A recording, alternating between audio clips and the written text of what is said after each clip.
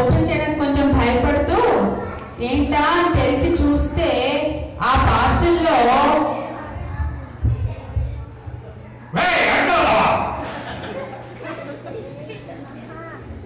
కర్మగాలి నిన్ను కన్న దిక్కుమాలిన తండ్రి వెయ్యి చేతులతో రాయను.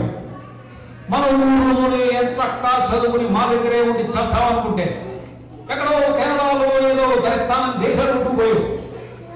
నీకు పెళ్లి చేసి చచ్చే బాధ్యత ఏడ్చింది కనుక సంబంధాలు వెతకడం మొదలుపెట్టి తెచ్చు. ఆ దిక్కుమాలిన మొదటి సంబంధం మాట్లాడడానికి ఆ కప్పగంతుల వాళ్ళ ఇంటికి వెళ్ళి వాళ్ళు మీ అబ్బాయి సాఫ్ట్వేర్ ఇంజనీర్ కాదు, కనీసం అమెరికాలో అయినా సెటిల్ అవ్వలేదు, ఏం చూసి మా అమ్మాయిని మీ అబ్బాయికి ఇచ్చి చేయమంటారండి అనో ముష్టోత్తరం రాశారు. వేలంలో ఇంకో సంబంధం వదిలిచ్చిందని మన శాస్త్రి గారు చెప్పేదాగడితే నేను మీ అమ్మ దిక్కులేని వాళ్ళలాగా అక్కడికి ఓడించాం. వాళ్ళ తింగరి కూతురు తిప్పుకుంటూ పెళ్లి కొడుకు దుబాయ్లోనూ సౌదీలోనూ ఉంటే పెళ్లి చేసుకునేది కెనడాలో ఉంది మంచు ఎలుగుబంట్లు తప్ప నేను ఈ పెళ్లి చేసుకోను అనేసి ఈ అవమానాలు చూసి నీకు పెళ్ళి అవ్వదేమోనని చెప్పి మీ అమ్మ నెత్తి నోరు కొట్టుకుంటుంది. సరే ఎలా అయితేనే నీకు సంబంధం ఖాయం చేశాం. ఇంజనీరింగ్ అవ్వదు, కట్నం కూడా ఇవ్వమన్నారు. నువ్వు నాకు సెలవులు లేవు, ఇప్పుడు కుదరదు అని నీలకుండా వచ్చే నెల బయలుదేరి వచ్చి తగలడు. ముహూర్తాలు కూడా పెట్టేశాం. పెళ్లి చేసుకుని నీ పిల్లాన్ని తీసుకుని మరి అదే దిక్కుమాలిన ఊరికి దొరద్దు అని మీ అమ్మ కులాసాగానే ఊరిస్తోంది. ఇట్లు కెనడాలో సెటిల్ అయినందుకు నీ మీద పేదల వరకు కోపం అన్న మీ నాన్న.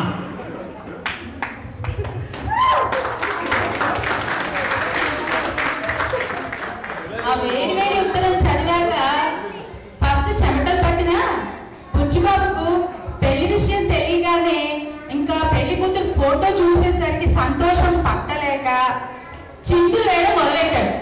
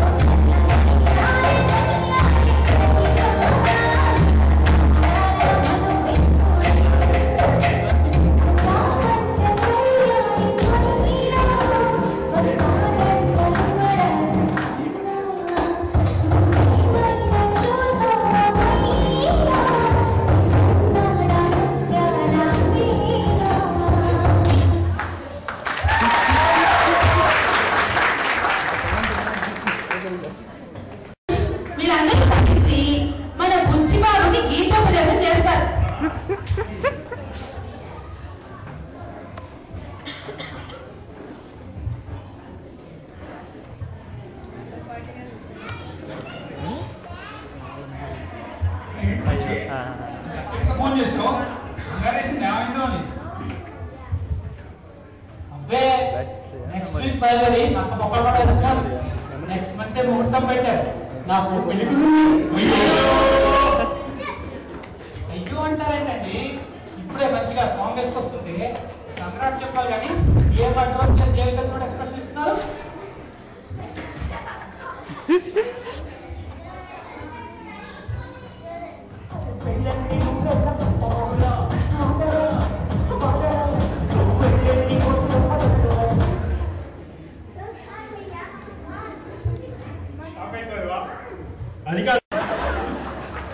మీ వైఫ్ని హ్యాపీగా ఉంచాలంటే వీకెండ్స్ వస్తుంటే నువ్వు డార్లింగ్ షాపింగ్కి వెళ్దామా అని అడుగుతూ ఉన్నాను.